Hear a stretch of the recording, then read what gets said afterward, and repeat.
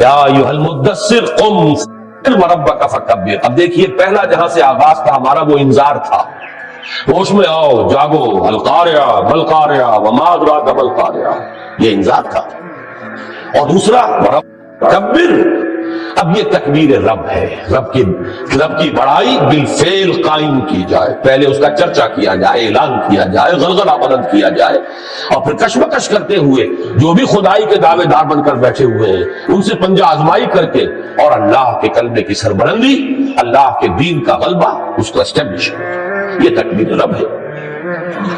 تو سورہ مدثر کا بھی ہمارا جو ہمارا مسلسل درس قرآن ہے، ابھی سورہ مزمل ہم نے ختم کی ہے، اگلا درس جو ہے سورہ مدثر کی ان 3 آیات ہی کا ہوگا انشاءاللہ۔ اقبال کے 2 اشعار اس میں بہت خوب ہیں۔ یا وسعت افلاک میں تکبیر مسلسل، یا خاک کی آغوش میں تسبیح و مناجات، سبحان اللہ سبحان اللہ سبحان اللہ، 1000 دانے کی تسبیح لے کر بیٹھے ہوئے ہیں، اور الحمدللہ الحمدللہ الحمدللہ یہ ہو رہا ہے، لیکن باطل کے غلبے سے کوئی فکر نہیں، کوئی تشویش ہی نہیں، کوئی چنتا ہی نہیں۔ وہ یا خاک کی آغوش میں تسبیح و مناجات، اور وہ ہے اللہ اکبر، اس کا نعرہ، یا وسعت افلاک میں تکبیر مسلسل، یا خاک کی آغوش میں تسبیح و مناجات، وہ مسلک مردان خداگاہ خدا مست۔ دیکھیے دونوں الفاظ جو کل بھی آئے تھے، معرفت ربانی اور معرفت نفس، اپنے آپ کو پہچانو اور اپنے رب کو پہچانو، اپنی حقیقت، اپنی عظمت، اپنا مقام، تو وہ مسلک مردان خداگاہ خدا مست۔ اور یہ مذہب ملا و جمادات و نباتات، یہ تسبیح و تحمید اور اس کی لمبی لمبی تسبیحیں، اور اس کے ساتھ یہ تو تسبیح کر رہا ہے کائنات کا ذرہ ذرہ، گھاس کا تنکا بھی پڑا ہوا تسبیح کر رہا ہے، ہر شے یسبح للہ ما فی السماوات و ما فی الارض۔ انسان سے تو کچھ اور درکار تھا، فرشتوں نے بھی یہی کہا تھا نحن نسبح بحمدک ونقدس لک، پروردگار ہمارے سمجھ نہیں آ رہا کمی کون سی ہے، تسبیح و تحمید و تقدیس میں لگے ہوئے ہم، کس لیے یہ خلافت اور کس لیے آدم کی تخلیق؟ تو معلوم ہے انسان سے کچھ اور درکار ہے، کچھ اور مطلوب ہے، وہ جو اقبال کے شعر ہیں شاید پوری طرح اس وقت مجھے مستحضر نہ ہو کہ مقام بندگی دیگر مقام عاشقی دیگر،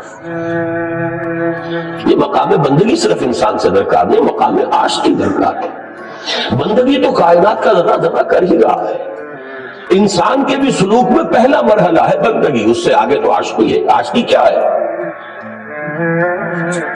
ضروری سجدہ بھی خواہی ز خاکی بے شدہ خواہی، نوری مخلوق سے ملائکہ سے تو سجدہ چاہیے، تسبیح چاہیے، تحمید چاہیے، اور خاکی انسان سے کچھ اور چاہیے۔ چرا خود را نگہداری کہ بائی بے نیازی ہا، شہادت بر وجود خود ز خون دوستاں خواہ۔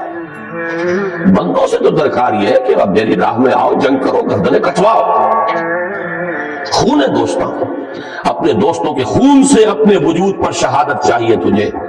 بندوں سے یہ درکار ہے، اس خاکی وجود سے اور نوری وجود سے صرف سجدہ اور تسبیح و تحمید، وہ مقام بندگی ہے، یہ مقام عاشقی۔ مقام بندگی دیگر مقام عاشقی دیگر، ز نوری سجدہ بھی خواہی ز خاکی بے شزا خواہی، چنا خود را نگہداری کہ بائی بے نیازی ہا، شہادت پر وجود خود ز خون دوستاں خواہی۔ بہرحال یعنی اللہ تعالیٰ کی کبریائی کا اقرار و اعلان اور اس کی حاکمیت مطلقہ کا بالفعل قیام و نفاذ۔ اب یہ 2 چیزوں کو نوٹ کر لیجئے۔ تکبیر جب ہم کرتے ہیں، اللہ اکبر کہتے ہیں، تو ایک طرف اقرار و اعلان ہو گیا، ہم نے مانا اللہ سب سے بڑا ہے، ہم نے اعلان کر دیا اللہ سب سے بڑا ہے، لیکن اگلا مرحلہ یہ ہے اس اقرار اور اعلان کی تنفیذ، واقعتاً اللہ بڑا ہو جائے، صرف تمہارے کہنے کے اندر بڑا نہ رہے، پورا نظام زندگی اس کے حکم کے تحت آ جائے۔